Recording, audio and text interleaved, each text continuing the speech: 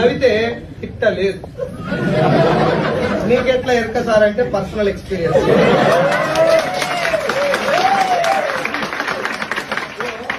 నేను బాగా బయట తిరిగి వస్తా.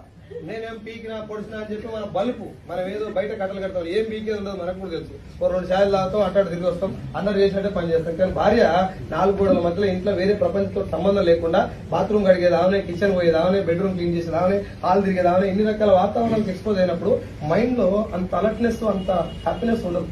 ఒక ఏమంటారు కంప్రెస్డ్ మైండ్ కి లోన్ అయిపోయి భర్త వచ్చినప్పుడు ఏదైనా హ్యాపీగా ఉంటాను నువ్వే ఇంకా పెట్టుకుని వస్తుంది. మళ్ళీ ఇంకొచ్చి డైలాగు ఆడిదాన్ని నీకే ఎంతుంటా మొగోడు నాకెళ్తుందా ఏముంది మచ్చా నీకు చెప్పిన ఛాయలకి ఇత్త గోలేస్తే పుట్టుకు అంటావు. అవునా కాదా?